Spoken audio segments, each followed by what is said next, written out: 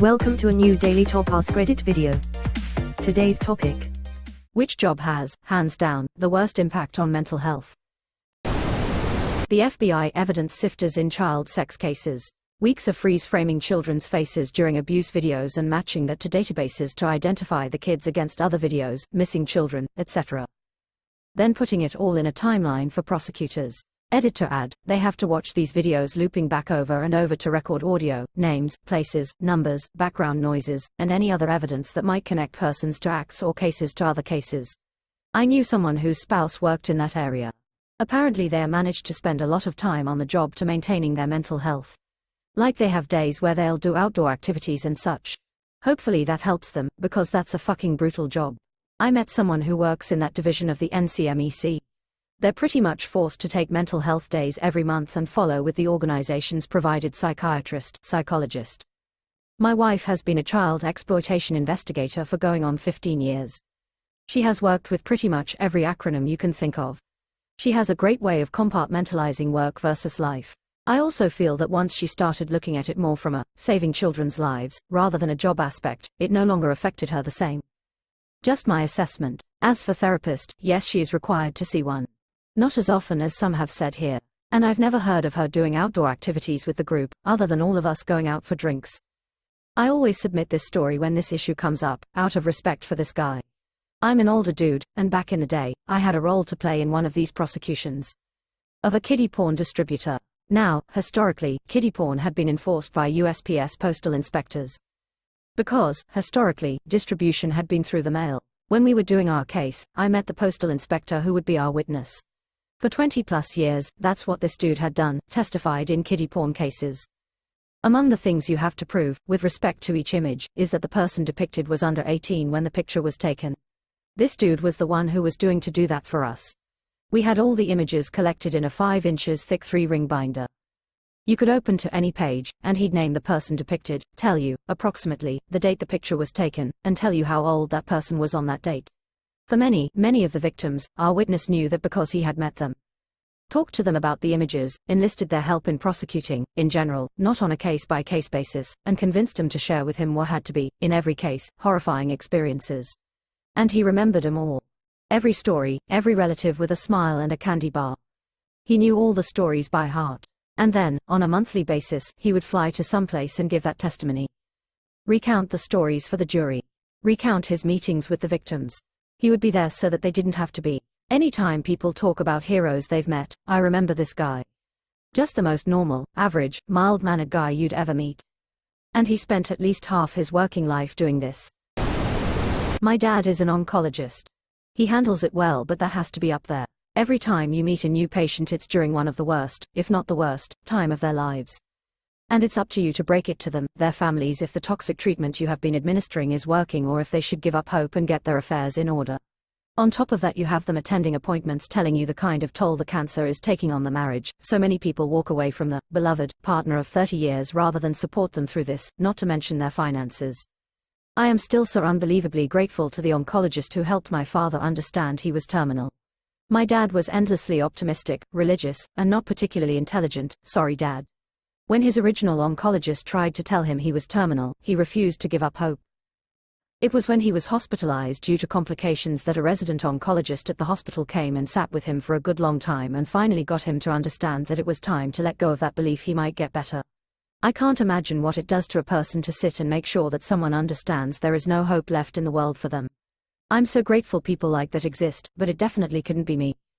Fucking hell, that is a weird, dark, and necessary skill set to have in our society. Lost my 44-year wife of 25 years to pancreatic in March. Reddit helped me decide early who I wanted to be through it all. That included being there through the whole thing. Told her every other day, I'm not going anywhere, babe. I'm right where I want to be. Having her hear my voice in her final moments was a triumph for me. She was lucky to have you. I'm so sorry for your loss. So many people walk away from the beloved partner of 30 years rather than support them through this. I had an uncle do this to an aunt. She was diagnosed with cervical cancer, and when it got to the point she was bedbound, he left her. Luckily my cousins and hospice were able to step in and make her final days nice for her, but still shitty about my uncle. My aunt used to be married to a different guy, who left her during a bout of cancer 30 years ago, said he loved her too much to see her go through it. So he up and dipped and left her and the 3-year-old to deal with it by themselves, and they haven't seen him since.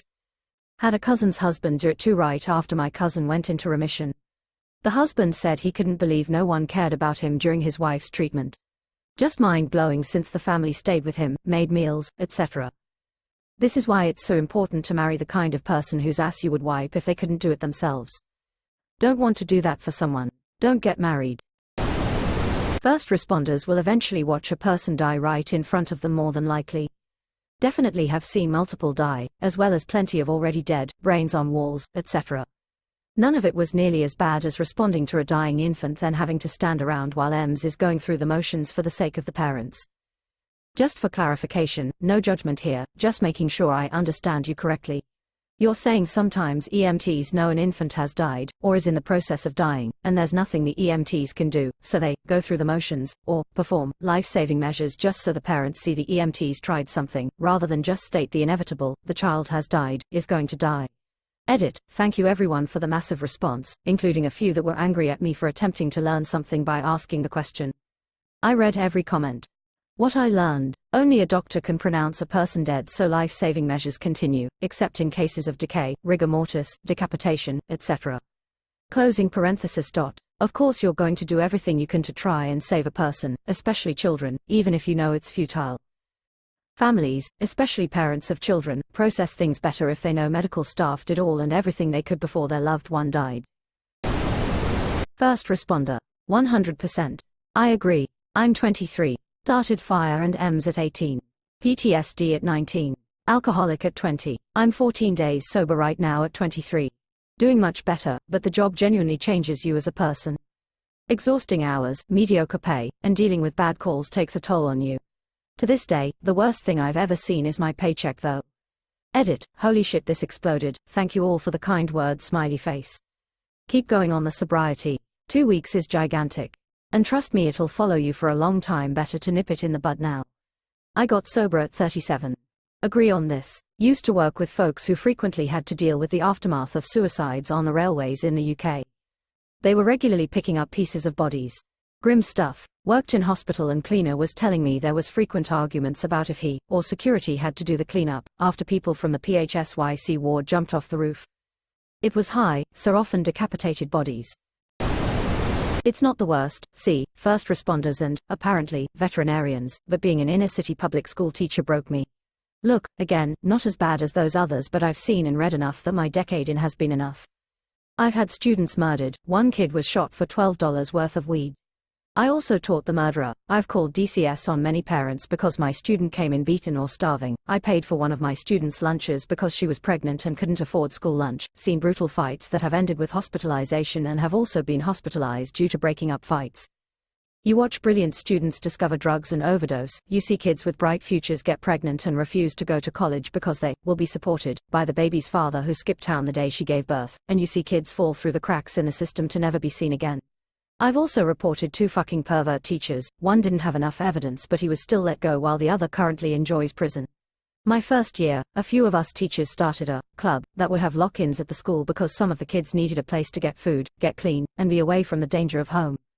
I've never played more Monopoly in my life or eaten more Papa John's, and I really didn't like doing it, but it was worth it at graduation when one of my students that never missed club thanked me because it was the one night her mom's boyfriend couldn't get her. I still cry about it. I'm crying now. There were amazing positives. I have a few students that are now doctors that were once told that they would never graduate. Getting kids who couldn't read at the beginning of their freshman year to graduate with a full ride to college is a feeling that I can't really compare to anything. But, at the end of the day, the lows are too low. I left the first school that I taught at 6 years ago because we had an incident that definitely wasn't a school shooting that failed only because the kid turned the corner directly into our school officer and, out of fear, the kid killed himself instead of the kids on his list. I should have left then, but I thought it would get better, that I could handle it all. I can't. I'm tired. That was a roller coaster of a story. Bloody hell. Phew. Veterinarians have some is the highest rates of suicide. I'm going with that. It's very tough when they put a pet to sleep loudly crying. I always thought it's cool to be a vet, until I met my husband. My vet cried with me when we put my cat to sleep. I was touched, but it was a bit of a surprise since I was apparently the second euthanasia appointment of the day. What I hear from vets is that the people are the worst part of the job. Seeing evidence of neglect or abuse, clients refusing to pay for necessary medical interventions, etc. Watching animals suffering is hard enough, but knowing you, or the owner, could do something about it but can't, won't, has to be rough. Crime scene cleanup. Entire families murder-suicide. Seeing dead babies would wreck me. The smells, bodies turned to soup, brains splattered, blood, lots of blood, feces and urine, pets taking a chomp because they haven't been fed. Having to pull all carpet, pad and scrubbing subfloors. Extracting body juices. High probability of bioillnesses, biohazards, blood, airborne pathogens. 100% will affect a sane person. One of my friends worked in a morgue. Not so recently deceased comes in with his cat who had been eating him while trapped in the house for however long before being found. She adopted the cat and named him Hannibal. That is absurd and hilarious. I like your friend, and the creepy cat. Closing parenthesis. Yikes, can't blame the pet.